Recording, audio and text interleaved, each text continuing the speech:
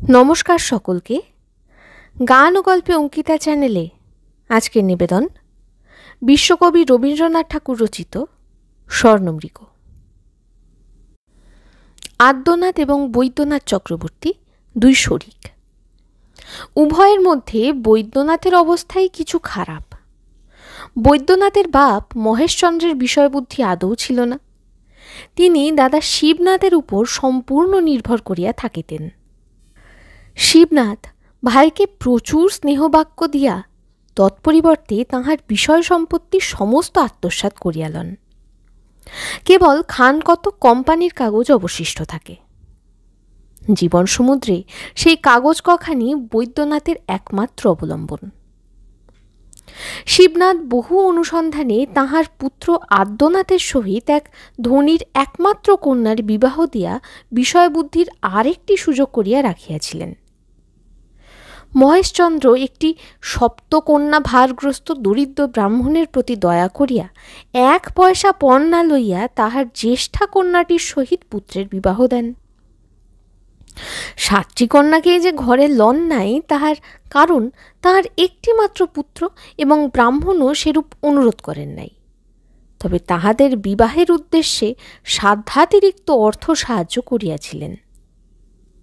পিতার মৃত্যুর পর বৈদ্যনাথ তাহার কাগজ কয়খানি লইয়া সম্পূর্ণ নিশ্চিন্ত ও সন্তুষ্ট চিত্তে ছিলেন। কাজকর্মের কথা তাহার মনেও উদয় হইত না। কাজের মধ্যে তিনি গাছের ডাল কাটিয়া বসিয়া বসিয়া বহু যত্নে ছড়ি তৈরি করিতেন। রাজ্যের বালক এবং যুবকগণ তাহার নিকট ছড়ির জন্য উমেদার হইত। তিনি দান করিতেন। ইহা ছাড়া বদান্যতার উত্তেজনায় ছিপ ঘুড়ি লাটাই নির্মাণ করিতেও তাহার বিস্তর সময় যাইত। যাহাতে বহু যত্নে বহুকাল ধরিয়া চাঁচা ছোলার আবশ্যক, অথচ সংসারের উপকারিতা দেখিলে যাহা সে পরিমাণ পরিশ্রম ও কাল ব্যয়ের অযোগ্য, এমন একটা হাতের কাজ পাইলে তাহার উৎসাহের সীমা থাকে না। পাড়ায় যখন দলাদলি এবং চক্রান্ত লইয়া বড় বড় পবিত্র বঙ্গীয় চণ্ডীমণ্ডপ ধূমাচ্ছন্ন হইয়া উঠিয়াছে, তখন বৈদ্যনাথ একটি কলম কাটা ছুরি এবং একখণ্ড গাছের ডাল লইয়া প্রাতঃকাল হইতে মধ্যাহ্ন এবং আহার ও নিদ্রার পর হইতে সায়াহ্নকাল পর্যন্ত নিজের দাওয়াটিতে একাকী অতিবাহিত করিতেছেন। এমন প্রায়ই দেখা যাইত। ষষ্ঠীর প্রসাদে শত্রুর মুখে যথাক্রমে ছাই দিয়া বৈদ্যনাথের 2টি পুত্র এবং একটি কন্যা জন্মগ্রহণ করিল। গৃহিণী মোক্ষদা সুন্দরীর অসন্তোষ প্রতিদিন বাড়িয়া উঠিতেছে। আদ্যনাথের ঘরে যেরূপ সমারোহ, বৈদ্যনাথের ঘরে কেন সেরূপ হয় না? ও বাড়ির বিন্ধবাসিনীর যেমন গহনাপত্র, বেনারসি শাড়ি, কথাবার্তার ভঙ্গি এবং চালচলনের গৌরব, মোক্ষদার যে ঠিক তেমনটা হইয়া ওঠে না। ইহা অপেক্ষা যুক্তিবিরুদ্ধ ব্যাপার কি আর হইতে পারে? অথচ একই তো পরিবার। ভাইয়ের বিষয় বঞ্চনা করিয়া লইয়াই তো উহাদের এত উন্নতি। যত শোনে ততই মোক্ষদার হৃদয়ে নিজ শ্বশুরের প্রতি এবং শ্বশুরের একমাত্র পুত্রের প্রতি অশ্রদ্ধা এবং অবজ্ঞা আর ধরে না। নিজ গৃহের কিছুই তাহার ভালো লাগে না। সকলই অসুবিধা এবং মানহানিজনক। শয়নের খাটটা মৃতদেহ বহনেরও যোগ্য নয়। যাহার 7 কুলে কেহ নাই, এমন একটা অনাথ চামচিকে শাবকও এই জীর্ণ প্রাচীরে বাস করিতে চাহে না, এবং গৃহসজ্জা দেখিলে ব্রহ্মচারী পরমহংসের চোখেও জল আসে। এ সকল অত্যুক্তির প্রতিবাদ করা পুরুষের ন্যায় কাপুরুষ জাতির পক্ষে অসম্ভব। সুতরাং বৈদ্যনাথ বাহিরের দাওয়ায় বসিয়া দ্বিগুণ মনোযোগের সহিত ছড়ি চাঁচিতে প্রবৃত্ত হইলেন। কিন্তু মৌনব্রত বিপদের একমাত্র পরিতারণ নহে।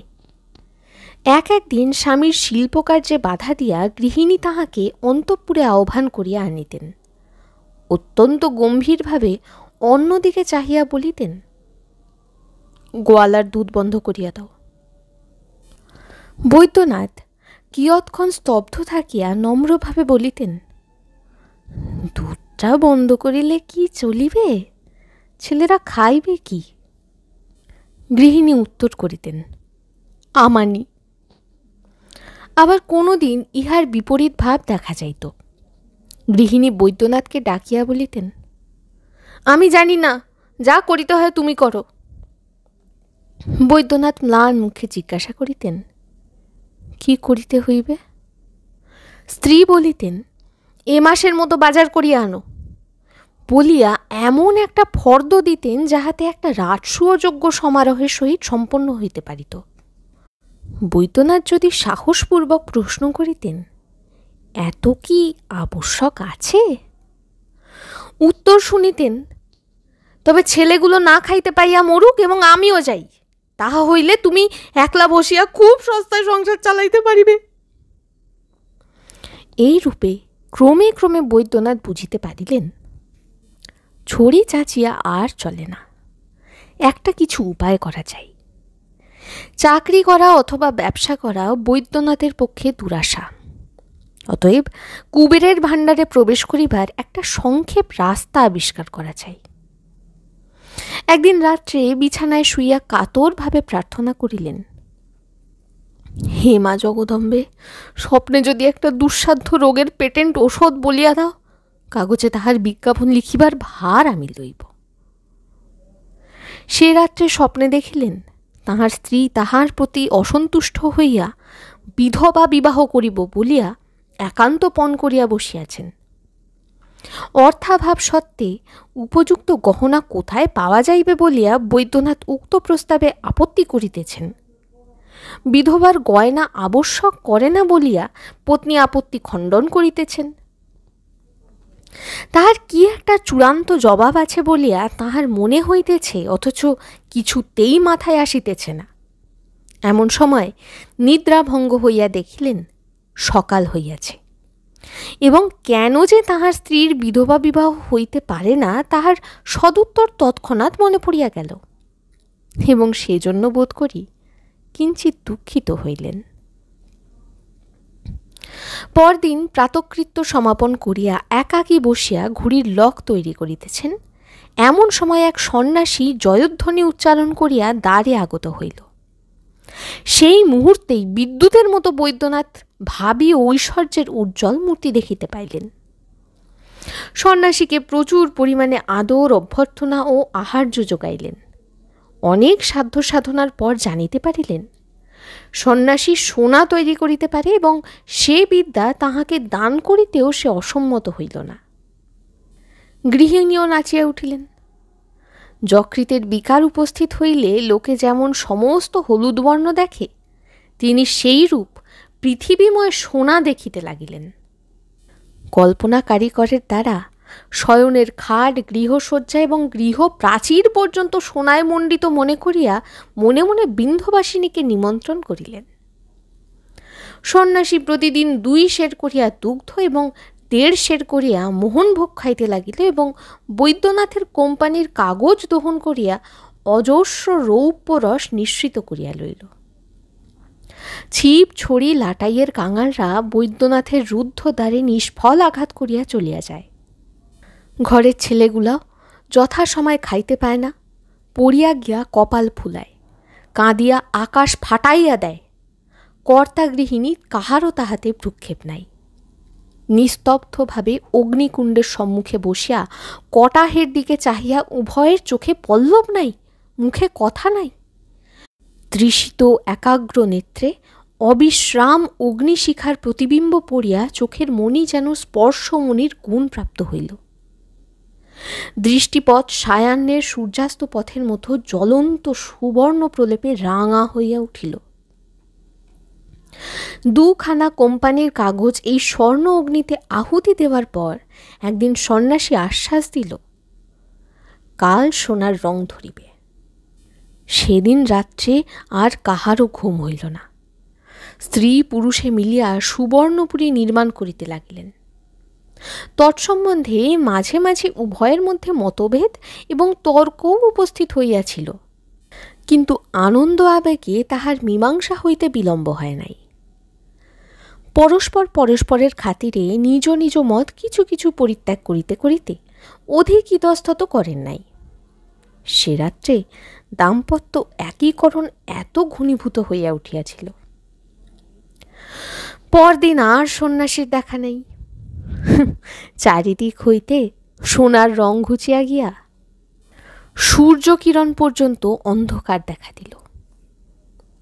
ইহার পর হইতে শয়নের খাট, গৃহসজ্জা এবং গৃহপ্রাচীর চতুর্গুণ দারিদ্র্য এবং জীর্ণতা প্রকাশ করিতে লাগিল। এখন হইতে গৃহকার্যে বৈদ্যনাথের কোনো একটা সামান্য মত প্রকাশ করিতে গেলে গৃহিণী তীব্র মধুর স্বরে বলেন, বুদ্ধির পরিচয় অনেক দিয়াছ, এখন কিছুদিন ক্ষান্ত থাকো। বৈদ্যনাথ একেবারে নিবিয়া যায়। মোক্ষদা এমনই একটা শ্রেষ্ঠতার ভাব ধারণ করিয়াছে যেন এই স্বর্ণমরীচিকায় সে নিজে এক মুহূর্তের জন্য আশ্বস্ত হয় নাই। অপরাধী বৈদ্যনাথ স্ত্রীকে কিঞ্চিত সন্তুষ্ট করিবার জন্য বিবিধ উপায় লইয়া চিন্তা করিতে লাগিলেন। একদিন একটি চতুষ্কোণ মোড়কে গোপন উপহার লইয়া স্ত্রীর নিকট গিয়া প্রচুর হাস্য বিকাশপূর্বক সাতিশয় চতুরতার সহিত ঘাড় নাড়িয়া কহিলেন, কি আনিয়াছি বলো দেখি। স্ত্রী কৌতূহল গোপন করিয়া উদাসীনভাবে কহিলেন, কেমন করিয়া বলিব, আমি তো আর জাননহি। বৈদ্যনাথ অনাবশ্যক কালব্যয় করিয়া প্রথমে দড়ির গাঁট অতি ধীরে ধীরে খুলিলেন, তারপর ফুঁ দিয়া কাগজের ধুলো ঝাড়িলেন, তারপর অতি সাবধানে এক এক ভাঁজ করিয়া কাগজের মোড়ক খুলিয়া আর্ট স্টুডিওর রং করা দশমহাবিদ্যার ছবি বাহির করিয়া আলোর দিকে ফিরাইয়া গৃহিণীর সম্মুখে ধরিলেন। গৃহিণীর তৎক্ষণাৎ বিন্ধবাসিনীর শয়নকক্ষের বিলাতি তেলের ছবি মনে পড়িল। অপর্যাপ্ত অবজ্ঞাস্বরে কহিলেন, মরে যাই, এ তোমার বৈঠকখানায় রাখিয়া বসিয়া বসিয়া নিরীক্ষণ করো গে, এ আমার কাজ নাই। বিমর্ষ বৈদ্যনাথ বুঝিলেন, অন্যান্য অনেক ক্ষমতার সহিত স্ত্রীলোকের মন যোগাইবার দুরূহ ক্ষমতা হইতেও বিধাতা তাহাকে বঞ্চিত করিয়াছেন। এদিকে দেশে যত দৈবজ্ঞ আছে মোক্ষদা সকলকেই হাত দেখাইলেন, কোষ্ঠী দেখাইলেন। সকলেই বলিল তিনি সধবাবস্থায় মরিবেন, কিন্তু সেই পরম আনন্দময় পরিণামের জন্যই তিনি একান্ত ব্যগ্র ছিলেন না। অতএব ইহাতেও তাহার কৌতূহল নিবৃত্তি হইল না। শুনিলেন তাহার সন্তান ভাগ্য ভালো, পুত্রকন্যায় তাহার গৃহ অবিলম্বে পরিপূর্ণ হইয়া উঠিবার সম্ভাবনা আছে। শুনিয়া তিনি বিশেষ প্রফুল্লতা প্রকাশ করিলেন না। অবশেষে একজন গণিয়া বলিল, বৎসরখানেকের মধ্যে যদি বৈদ্যনাথ দৈবধন প্রাপ্ত না হন, তাহা হইলে গণক তাহার পাঁজি পুঁথি সমস্ত পুড়াইয়া ফেলিবে। গণকের এইরূপ নিদারুণ পণ শুনিয়া মোক্ষদার মনে আর তিলমাত্র অবিশ্বাসের কারণ রহিল না। গণৎকার তো প্রচুর পারিতোষিক লইয়া বিদায় লইয়াছেন, কিন্তু বৈদ্যনাথের জীবন দুর্বহ হইয়া উঠিল। ধন উপার্জনের কতগুলি সাধারণ প্রচলিত পথ আছে, যেমন চাষ, চাকরি, ব্যবসা, চুরি এবং প্রতারণা, কিন্তু দৈব ধন উপার্জনের সেরূপ কোনো নির্দিষ্ট উপায় নাই। এই জন্য মোক্ষদা বৈদ্যনাথকে যতই উৎসাহ দেন এবং ভর্ৎসনা করেন, বৈদ্যনাথ ততই কোনো দিকে রাস্তা দেখিতে পান না। কোনখানে খুঁড়িতে আরম্ভ করিবেন, কোন পুকুরে ডুবুরি নামাইবেন, বাড়ির কোন প্রাচীরটা ভাঙিতে হইবে, ভাবিয়া কিছুই স্থির করতে পারেন না। মোক্ষদা নিতান্ত বিরক্ত হইয়া স্বামীকে জানাইলেন যে পুরুষ মানুষের মাথায় যে মস্তিষ্কের পরিবর্তে এতটা গোময় থাকিতে পারে, তাহা তাহার পূর্বে ধারণা ছিল না। বলিলেন, একটু নাড়িয়া চাড়িয়া দেখো, হাঁ করিয়া বসিয়া থাকলে কি আকাশ হইতে টাকার বৃষ্টি হইবে? কথাটা সঙ্গত বটে এবং বৈদ্যনাথের একান্ত ইচ্ছাও তাই। কিন্তু কোন দিকে নাড়িবেন, কিসের উপর চড়িবেন, তাহা যে কেহ বলিয়া দেয় না। অতএব দাওয়ায় বসিয়া বৈদ্যনাথ আবার ছড়ি চাঁচিতে লাগিলেন। এদিকে আশ্বিন মাসে দুর্গোৎসব নিকটবর্তী হইল। চতুর্থীর দিন হইতে ঘাটে নৌকা আসিতে লাগিল। প্রবাসীরা দেশে ফিরিয়া আসিতেছে। ঝুড়িতে মান কচু, কুমড়া, শুষ্ক নারিকেল, টিনের বাক্সের মধ্যে ছেলেদের জন্য জুতা, ছাতা, কাপড় এবং প্রেয়সীর জন্য এসেন্স, সাবান, নতুন গল্পের বই এবং সুবাসিত নারিকেল তৈল। মেঘমুক্ত আকাশে শরতের সূর্যকিরণ উৎসবের হাস্যের মতো ব্যপ্ত হইয়া পড়িয়াছে। পক্ক প্রায় ধান্যক্ষেত্র থরথর করিয়া কাঁপিতেছে। বর্ষা ধৌত সতেজ তরুপল্লব নব শীত বায়ুতে শিরশির করিয়া উঠিতেছে, এবং তসরের চায়না কোট পরিয়া কাঁধে একটি পাকানো চাদর ঝুলিয়া ছাতি মাথায় প্রত্যাগত পথিকেরা মাঠের পথ দিয়া ঘরের সম্মুখে চলিয়াছে।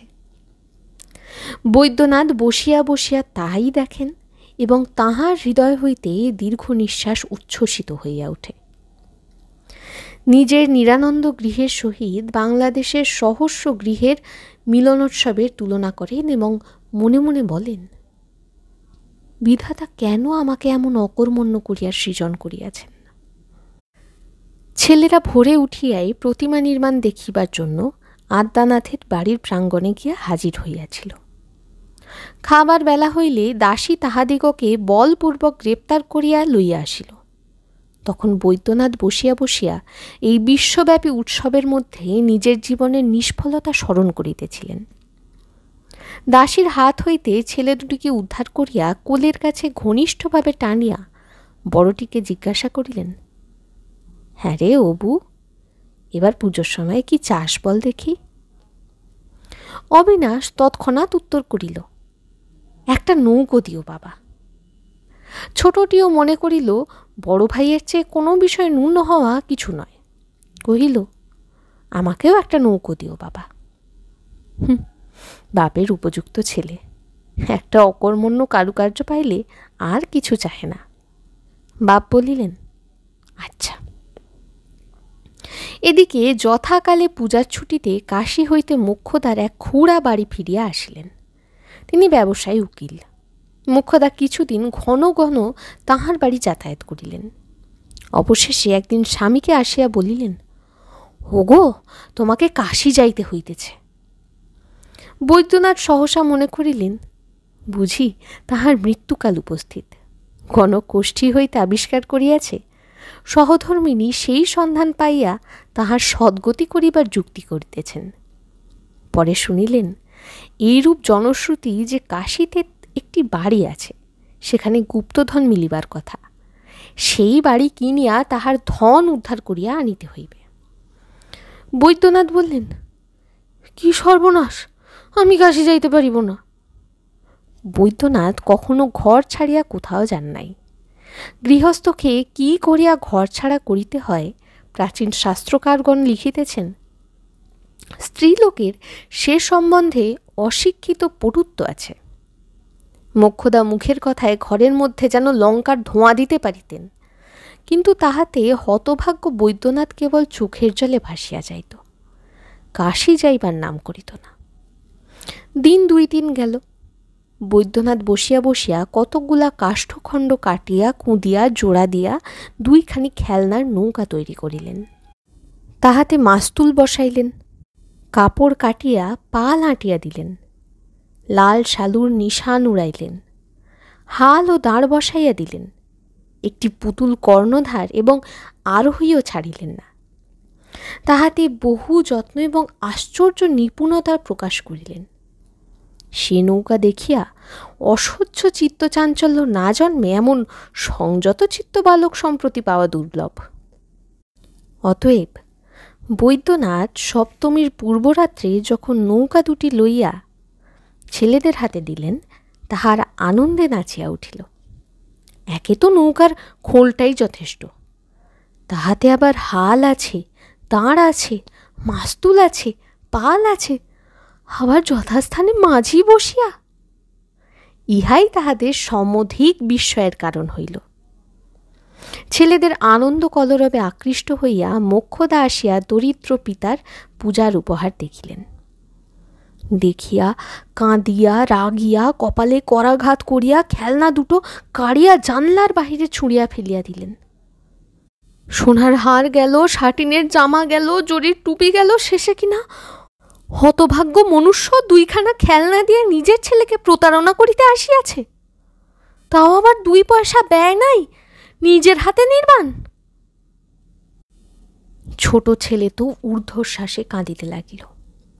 বোকা ছেলে বলিয়া মোক্ষদা তাহাকে ঠাস করিয়া চড়াইয়া দিলেন। বড় ছেলেটি বাপের মুখের দিকে চাহিয়া নিজের দুঃখ ভুলিয়া গেল।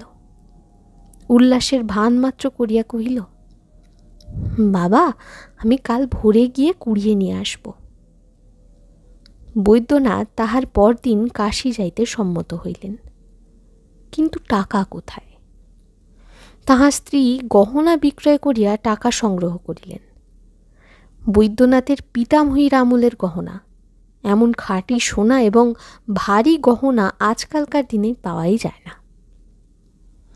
বৈদ্যনাথের মনে হইল তিনি মরিতে চাইতেছেন। ছেলেদের কোলে করিয়া চুম্বন করিয়া শাশ্রু নেত্রে বাড়ি হইতে বাহির হইলেন। তখন অবশ্য মোক্ষদাও কাঁদিতে লাগিলেন। কাশীর বাড়িওয়ালা বৈদ্যনাথের খুড় শ্বশুরের মক্কেল, বোধ করি সেই কারণেই বাড়ি খুব চড়া দামেই বিক্রয় হইল। বৈদ্যনাথ একাকী বাড়ি দখল করিয়া বসিলেন। একেবারে নদীর উপরেই বাড়ি। ভিত্তি ধৌত করিয়া নদীর স্রোত প্রবাহিত হইতেছে। রাত্রে বৈদ্যনাথের গা ছমছম করিতে লাগিল। শূন্য গৃহে শিয়রের কাছে প্রদীপ জ্বালাইয়া চাদর মুড়ি দিয়া শয়ন করিলেন, কিন্তু কিছুতেই নিদ্রা হয় না। গভীর রাত্রে যখন সমস্ত কোলাহল থামিয়া গেল, তখন কোথা হইতে একটা ঝনঝন শব্দ শুনিয়া বৈদ্যনাথ চমকিয়া উঠিলেন। শব্দ মৃদু কিন্তু পরিষ্কার, যেন পাতালে বলিরাজের ভাণ্ডারে কোষাধ্যক্ষ বসিয়া বসিয়া টাকা গণনা করিতেছে।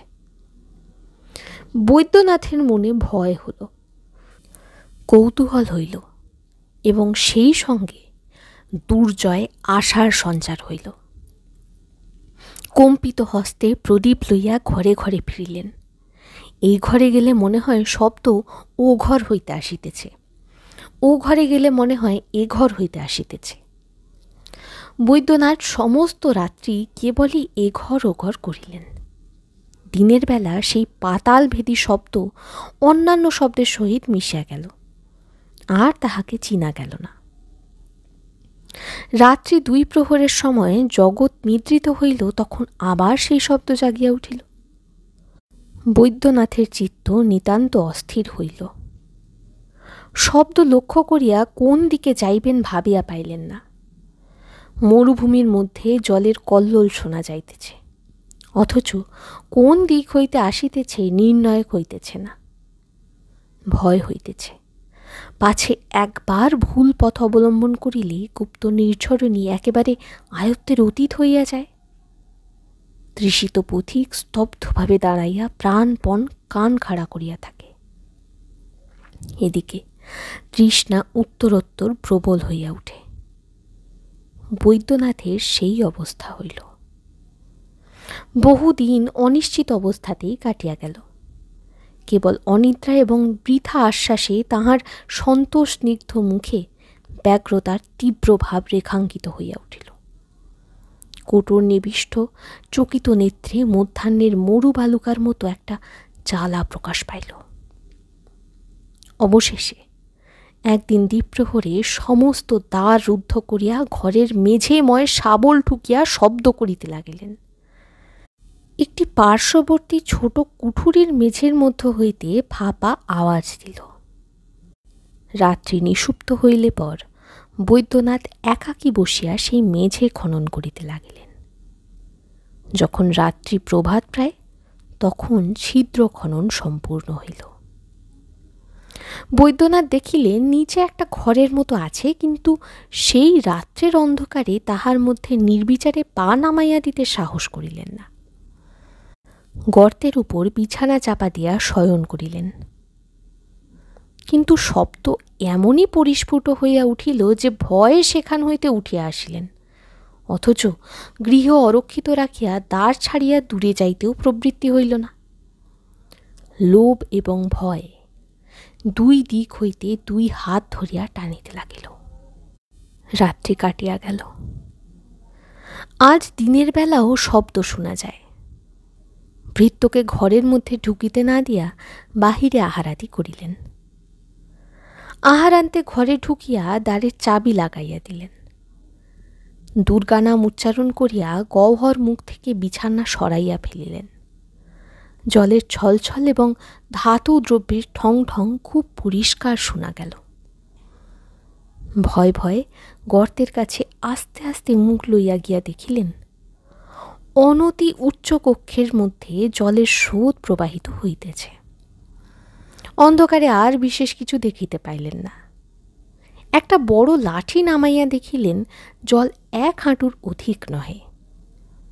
একটি দিয়াশলাই ও বাতি লইয়া সেই অগভীর গৃহের মধ্যে অনায়াসে লাফাইয়া পড়িলেন, পাছে এক মুহূর্তে সমস্ত আশা নিবিয়া যায়, এই জন্য বাতি জ্বালাইতে হাত কাঁপিতে লাগিল। অনেকগুলি দেশলাই নষ্ট করিয়া অবশেষে বাতি জ্বলিল। দেখিলেন একটি মোটা লোহার শিকলিতে একটি বৃহৎ তাঁবার কলসি বাঁধা রহিয়াছে। একবার জলের স্রোত প্রবল হয় এবং শিকলি কলসির উপর পড়িয়া শব্দ করিতে থাকে। বৈদ্যনাথ জলের উপর ছপছপ করিতে করিতে তাড়াতাড়ি সেই কলসির কাছে উপস্থিত হইলেন। গিয়া দেখিলেন কলসি শূন্য। তথাপি নিজের চক্ষুকে বিশ্বাস করিতে পারিলেন না। 2 হস্তে কলসি তুলিয়া খুব করিয়া ঝাঁকানি দিলেন, ভিতরে কিছুই নাই। উপুর করিয়া ধরিলেন, কিছুই পড়িল না। দেখিলেন কলসির গলা ভাঙা, যেন এককালে এই কলসির মুখ সম্পূর্ণ বন্ধ ছিল, কে ভাঙিয়া ফেলিয়াছে। তখন বৈদ্যনাথ জলের মধ্যে 2 হস্ত দিয়া পাগলের মতো হাতড়াইতে লাগিলেন। কর্দম স্তরের মধ্যে হাতে কি একটা ঠেকিল, তুলিয়া দেখিলেন মরার মাথা। সেটাও একবার কানের কাছে লইয়া ঝাঁকাইলেন, ভিতরে কিছুই নাই। ছুঁড়িয়া ফেলিয়া দিলেন। অনেক খুঁজিয়া নরকঙ্কালের অস্থি ছাড়া আর কিছুই পাইলেন না। দেখিলেন নদীর দিকে দেওয়ালের এক জায়গা ভাঙা, সেইখান দিয়া জল প্রবেশ করিতেছে এবং তাহার পূর্ববর্তী যে ব্যক্তির কোষ্ঠীতে দৈবধন লাভ লেখা ছিল, সেও সম্ভবত এই ছিদ্র দিয়া প্রবেশ করিয়াছিল। অবশেষে সম্পূর্ণ হতাশ হইয়া মা বলিয়া মস্ত একটা মর্মভেদী দীর্ঘ নিঃশ্বাস ফেলিলেন। প্রতিধ্বনি যেন অতীতকালের আরও অনেক হতশ্বাস ব্যক্তির নিঃশ্বাস একত্রিত করিয়া ভীষণ গাম্ভীর্যের সহিত পাতাল হইতে ধ্বনিত হইয়া উঠিল। সর্বাঙ্গে জল কাদা মাখিয়া বৈদ্যনাথ উপরে উঠিলেন। জনপূর্ণ কোলাহলময় পৃথিবী তাহার নিকটে আদ্যপান্ত মিথ্যা এবং সেই শৃঙ্খলবদ্ধ ভগ্ন ঘটের মতো শূন্য বোধ হইল।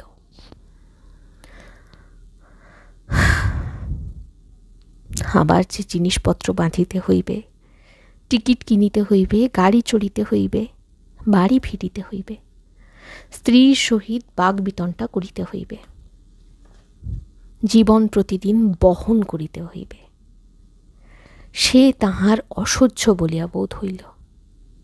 ইচ্ছা হইল নদীর জীর্ণ পাড়ের মতো ঝুপ করিয়া ভাঙিয়া জলে পড়িয়া যান। কিন্তু তবু সেই জিনিসপত্র বাঁধিলেন, টিকিট কিনিলেন এবং গাড়িও চড়িলেন। এবং একদিন শীতের সায়াহ্নে বাড়ির দ্বারে গিয়া উপস্থিত হইলেন। আশ্বিন মাসে শরতের প্রাতঃকালে দ্বারের কাছে বসিয়া বৈদ্যনাথ অনেক প্রবাসীকে বাড়ি ফিরিতে দেখিয়াছেন এবং দীর্ঘশ্বাসের সহিত মনে মনে এই বিদেশ হইতে দেশে ফিরিবার সুখের জন্য লালায়িত হইয়াছেন। তখন আজিকার সন্ধ্যা স্বপ্নেরও অগম্য ছিল। বাড়িতে প্রবেশ করিয়া প্রাঙ্গণের কাষ্ঠাসনে নির্বোধের মতো বসিয়া রহিলেন, অন্তঃপুরে গেলেন না। সর্বপ্রথম ঝি তাহাকে দেখিয়া আনন্দ কোলাহল বাঁধাইয়া দিল। ছেলেরা ছুটিয়া আসিল, গৃহিণী ডাকিয়া পাঠাইলেন। বৈদ্যনাথের যেন একটা ঘোর ভাঙিয়া গেল। আবার যেন তাহার সেই পূর্ব সংসারে জাগিয়া উঠিলেন। শুষ্ক মুখে ম্লান হাস্য লইয়া একটা ছেলেকে কোলে করিয়া একটা ছেলের হাত ধরিয়া অন্তঃপুরে প্রবেশ করিলেন। তখন ঘরে প্রদীপ জ্বালানো হইয়াছে, এবং যদিও রাত হয় নাই তথাপি শীতের সন্ধ্যা রাত্রির মতো নিস্তব্ধ হইয়া আসিয়াছে। বৈদ্যনাথ খানিকক্ষণ কিছু বলিলেন না। তারপর মৃদুস্বরে স্ত্রীকে জিজ্ঞাসা করিলেন, কেমন আছো? স্ত্রী তাহার কোনো উত্তর না দিয়া জিজ্ঞাসা করিলেন, কি হইল? বৈদ্যনাথ নিরুত্তরে কপালে আঘাত করিলেন। মোক্ষদার মুখ ভারী শক্ত হইয়া উঠিল। ছেলেরা প্রকাণ্ড একটা অকল্যাণের ছায়া দেখিয়া আস্তে আস্তে উঠিয়া গেল। ঝির কাছে গিয়া বলিল, সেই নাপিতের গল্প বলো। বলিয়া বিছানায় শুইয়া পড়িল। রাত হইতে লাগিল, কিন্তু দুজনের মুখে একটি কথা নাই। বাড়ির মধ্যে কি একটা যেন ছমছম করিতে লাগিল, এবং মোক্ষদার ঠোঁট দুটি ক্রমশই বজ্রের মতো আঁটিয়া আসিল। অনেকক্ষণ পরে মোক্ষদা কোনো কথা না বলিয়া ধীরে ধীরে শয়নগৃহের মধ্যে প্রবেশ করিলেন এবং ভিতর হইতে দ্বার রুদ্ধ করিয়া দিলেন। বৈদ্যনাথ চুপ করিয়া বাহিরে দাঁড়াইয়া রহিলেন। চৌকিদার প্রহর হাঁকিয়া গেল। শান্ত পৃথিবী অকাতর নিদ্রায় মগ্ন হইল। আপনার আত্মীয় হইতে আরম্ভ করিয়া অনন্ত আকাশের নক্ষত্র পর্যন্ত কেহই এই লাঞ্ছিত ভগ্ননিদ্র বৈদ্যনাথকে একটি কথা জিজ্ঞাসা করিল না। অনেক রাত্রে বোধ করি কোনো স্বপ্ন হইতে জাগিয়া বৈদ্যনাথের বড় ছেলেটি শয্যা ছাড়িয়া আস্তে আস্তে বারান্দায় আসিয়া ডাকিল, বাবা। তখন তাহার বাবা সেখানে নাই। অপেক্ষাকৃত ঊর্ধ্বকণ্ঠে রুদ্ধদ্বারের বাহির হইতে ডাকিল, বাবা। কিন্তু কোনো উত্তর পাইল না। আবার ভয়ে ভয়ে বিছানায় গিয়া শয়ন করিল। পূর্ব প্রথা অনুসারে ঝি সকালবেলায় তামাক সাজিয়া তাহাকে খুঁজিল, কোথাও দেখিতে পাইল না। বেলা হইলে প্রতিবেশীগণ গৃহ প্রত্যাগত বান্ধবের খোঁজ লইতে আসিল, কিন্তু বৈদ্যনাথের সহিত সাক্ষাৎ হইল না। শুনছিলেন রবীন্দ্রনাথ ঠাকুরের লেখা স্বর্ণমৃগ।